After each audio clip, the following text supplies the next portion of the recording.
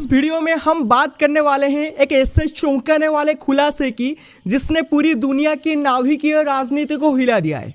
आपने आज तक कई चीजें सुनी होंगी, चाइना की चालबाजियां, चाइना की आक्रामकता, चाइना की ग्रे जोन वॉरफेयर, बट ये जो खुलासा अभी सामने आया है ये सिंपली अनप्रेसिडेंटेड है, क्योंकि अमेरिका ने कहा है कि चाइना ने एक गुप्त न्यूक्लियर टेस्ट किया और वो भी गलवान क्लास के सिर्फ 7 दिन बाद। 2020 में जब पूरा भारत गलवान में अपने 20 जवानों को शहीद होते देख रहा था, जब पूरा देश सदमे और गुस्से में था, उसी समय चाइना लपनर में एक यील्ड प्रोड्यूसिंग न्यूक्लियर टेस्ट की तैयारी कर रहा था और अमेरिका ने अब जाकर पब्लिकली इसे स्वीकार किया।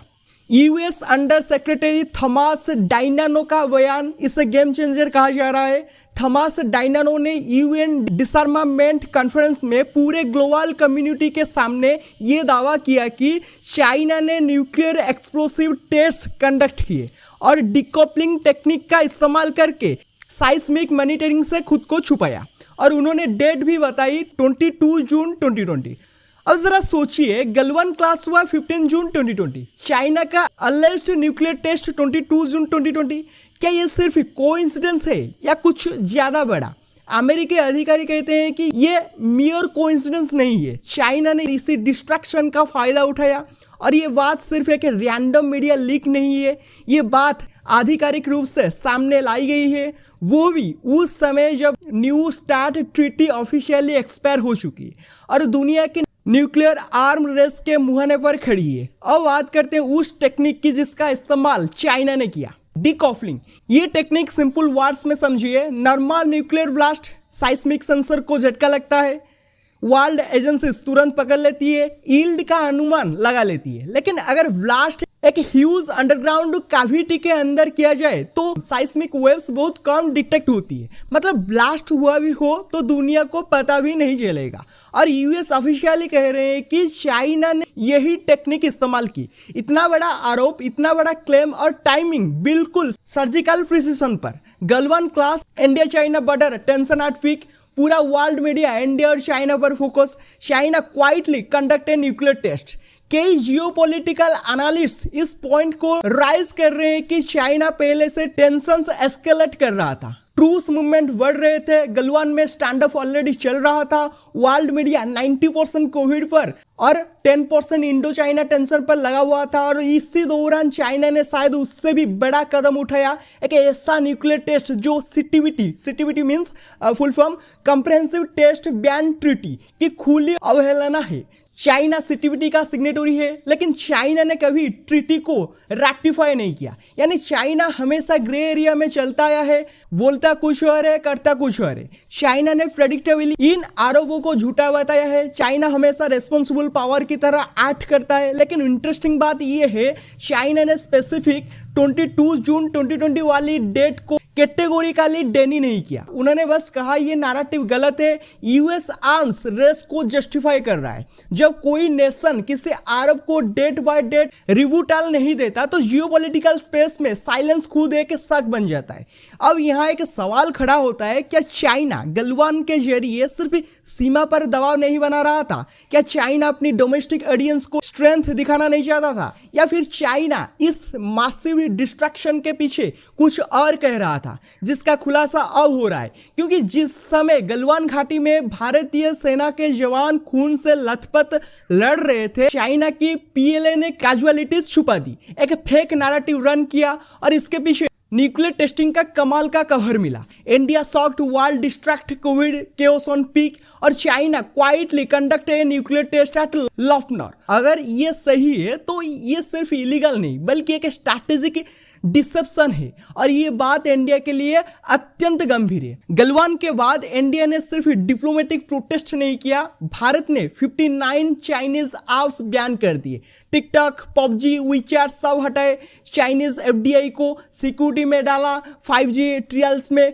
हुआई को बाहर किया, मिलिट्री लॉजिस्टिक को रैंप अप किया, LAC पर 50,000 एडिशनल ट्रूप्स डिप्लॉय किए, इंफ्रास्ट्रक्चर की स्पीड 300% तक बढ़ाई, और 2022-2024 में इंडिया और चाइना ने कई फेजेस में डिसएंगेजमेंट की। 2025 तक फ्लाइट्स रिज्यूम हुई, टॉक्स रिस्टोर हुई, लेकिन मिसट्रस्ट वो आज भी कायम है।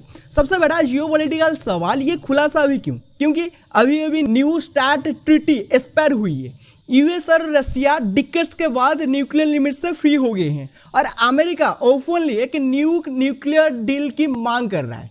बट चाइना कह रहा है हम इस स्टेज पर किसी भी न्यूक्लियर आर्म्स कंट्रोल टॉक्स में शामिल नहीं होंगे। तो अमेरिका ने इसेंशियली ये कह दिया ठीक है, अगर आप बातचीत नहीं करेंगे तो हम दुनिया को बताने जा रहे हैं कि आप क्या कर रहे हैं। ये एक डिप्लोमेटिक प्रेशर टैक्टिक है और इसका सीधा असर बीजिंग पर पड़ेगा। यूएस ऑफिशियल ने कहा कि China hundreds of tons yield की टेस्टिंग कर रहा था।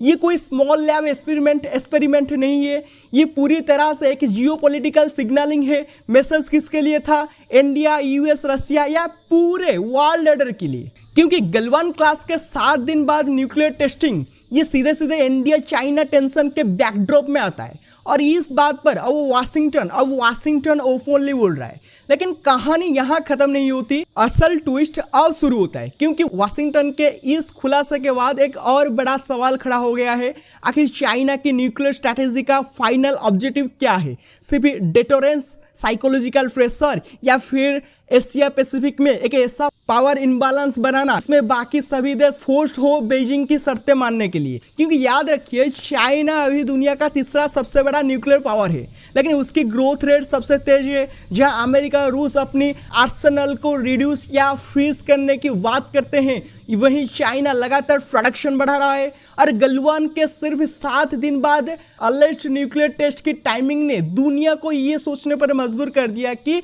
बीजिंग का ट्रू लॉन्ग टर्म इंटेंट क्या है। यूएस इंटेलिजेंस कम्युनिटी की रिसेंट रिपोर्ट्स कहती है कि चाइना 2030 तक अपने वार हेड्स को लगभग ट्रिपल कर सकता है। ये सिर्फ नंबर्स की बात नहीं, ये स्ट्रैटेजी की बात है। इसी बीच एशिया के दूसरे देशों की चिंताएं भी बढ़ रही है। जापान ओपनली चाइना की न्यूक्लियर सीक्रेसी पर सवाल उठा रहा है। ऑस्ट्रेलिया एयू के यूएस पैक्ट के जरिए अपने लॉन्ग टर्म सिक्योरिटी को रिसेव कर रहा है। ताइवान तो पहले ही चाइना के हर मिलिट्री एक्शन को सर्विलेंस की तरह मॉनिटर करता है। इन सब के बीच इंडिया का स्ट्रैटेजिक पोजीशन सबसे महत्वपूर्ण हो जाता है, क्योंकि यदि चाइना वाकई लखनऊ में मल्टीपल लो यील्ड टेस्ट कर चुका है तो इसका सीधा असर इंडिया की डेटोरेंस पोस्चर पर पड़ेगा। अंत में सवाल यही है, क्या ये एक आइसोलेटेड इंसिडेंट था या आने वाले दशक में ऐसी और खबरें सामने आएंगी? क्या दुनिया को एक नए न्यूक्लियर ट्रांसपेरेंसी रिजिम की जरूरत है या सब कुछ जियोपॉलिटिकल कंपटीशन के नीचे दब जाएगा? इस वीडियो को यही एंड करते हैं। वीडियो पसंद आया है तो वीडियो को लाइक कीजिए, शेयर कीजिए, चैनल को सब्सक्राइब कीजिए। Thank you, have a good day. मिलते हैं नेक्स्ट वीडियो में।